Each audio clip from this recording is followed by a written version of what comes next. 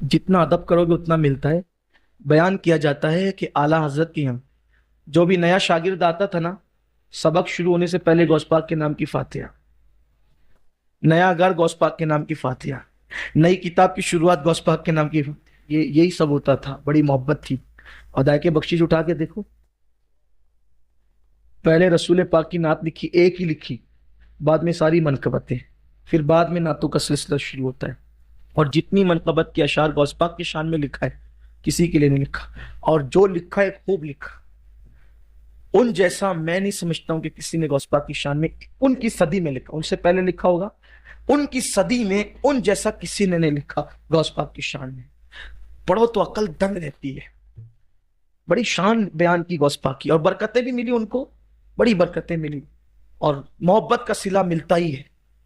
تو فاتحہ بھی غوث پاک کے نام کی، توجہ دینا، غوث پاک کے نام کی فاتحہ بھی۔ ان دنوں حضور محدث اعظمین سید محمد کے چوچوی رحمت اللہ علیہ بھی اعلیٰ حضرت کے یہاں پڑھتے تھے، شاگرد تھے۔ تو اعلیٰ حضرت کے یہاں طریقہ یہ تھا، جب شیرنی وغیرہ بٹتی تھی، کوئی چیز بٹتی تھی، تو محفل میں اگر سید لوگ ہوتے تھے تو سیدوں کو ڈبل دیا جاتا تھا، اور عوام کو ایک حصہ، لوگوں کو ایک حصہ دیا جاتا تھا، نسبت کا احترام تھا۔ تو سید صاحب تھے حضور محدث اعظمین، تو اعلیٰ حضرت نے فرمایا سید صاحب ایک کام کریں، آپ کے دادا کی فاتحہ ہوئی ہے، آپ اپنے ہاتھ ہی سے بانٹیں، بانٹنے کا حق تو آپ ہی لوگوں کو ہے، آپ ہی بانٹیں۔ تو انہوں نے بانٹنا شروع۔ حضور محدث اعظم کو جانتے ہیں نا، اتنی بڑی ہستی ہے، سرکار محدث اعظم کی چوچوی رحمت اللہ تعالی علیہ، حضور سرکار کلا رحمت اللہ تعالی علیہ کے بہنوئی، سگے بہنوئی، حضور اشرفی میاں کے نواسے، حضور ہم شبیہ غوث اعظم اشرفی میاں کے نواسے، شیخ الاسلام حضور مدنی میاں کے والد، یہ حضور محدث اعظم کی چوچوی رحمت اللہ علیہ۔ بہت بڑے بزرگ گزرے ہیں، علم میں، تقریر میں اور خطابت میں، وہ بہت اللہ تعالیٰ نے انہیں شان عطا کی تھی، بڑا ملک اللہ تعالیٰ نے عطا کیا تھا، بہت دور نگاہ تھی آپ کی، اور کلام بھی آپ کے بڑے شان والے تھے۔ وہ کلام اکثر آپ سنتے ہیں نا، مرتبہ حضرت صدیق کا یہ ہے سید، ہر فضیلت کے وہ جامع ہیں نبوت کے سوا، راستہ کوئی نہیں ان کی شریعت کے سوا، یہ جو کلام انہی کا ہے۔ اور بھی بہت سارے کلام ہیں، اور وہ تیرے پائے، وہ ہاں تیرے پائے کا نہیں یہ نہیں قریب آئے ہیں در پر تیرے غریب نواز، کرو غریب نوازی میرے غریب نواز، اور تمہارے در کی کرامت یہ بارہا دیکھی، غریب آئے ہیں اور بن گئے غریب نواز، حضور اشرف سمنا کے نام کا صدقہ ہماری جھولی کو بھر دیجئے غریب نواز، اور زمانے بھر سے غنی کر دیا مجھے سید، زمانے بھر سے غنی کر دیا مجھے سید، میں تیری جود کے صدقے میرے غریب نواز۔ تو اور بھی بہت آپ کا کلام ہے۔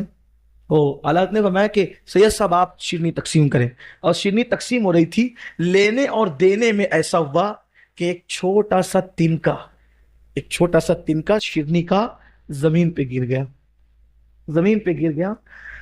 اعلیٰ حضرت اٹھ گئے، اٹھنے کے بعد میرے امام نے، اب وہ اٹھے تو پوری محفل اٹھ گئی ادب میں، اٹھنے کے بعد اپنے دونوں گھٹنوں کو زمین پہ ٹیک دیا، اور ٹیکنے کے بعد زبان کی نوک پر اس شیرنی کو خود اٹھایا، زبان کی، دوسروں سے نہیں کہا کہ تو اٹھا، خود ہاتھ اور انگلیوں سے نہیں اٹھایا، گھٹنے ٹیک کر زبان کی نوک سے اٹھایا، فرمایا ابھی مٹھائی نہیں دیکھی جائے گی، کس کے نام سے فاتحہ ہوئی ہے، کس کے نام کا تبرک ہے، اس شان سے اٹھایا۔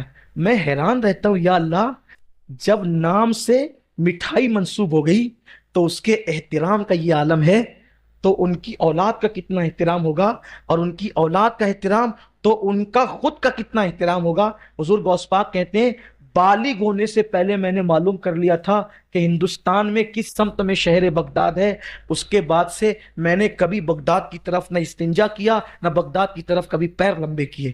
جب ادب اس شان کا ہوتا ہے تو بغداد کی جالیوں سے اتنا ملتا ہے، زمانہ کچھ کہے، ہر دن بلندی ہی بلندی نصیب ہوتی ہے۔ میں سوچتا ہوں امام احمد رضا کے جلنے والے اتنے ہیں، لیکن کبھی امام احمد رضا کا نام خراب نہیں ہوا، تو پتا چلا کیا دبے جس پہ حمایت کا ہو پنجہ تیرا، شان کو خطرے میں لاتا نہیں کتا۔ یہ یہ برکتیں کہیں سے حمایت ہوتی ہے تب نصیب ہوتی ہے. اس لیے امام حضور غوث الاعظم سے اپنا رشتہ مضبوط کریں. اللہ سے دعا کرتے ہیں اللہ آپ سب کو بار بار شہر بغداد کی حاضری، کربلا شریف، نجف شریف کی حاضری نصیب فرمائے.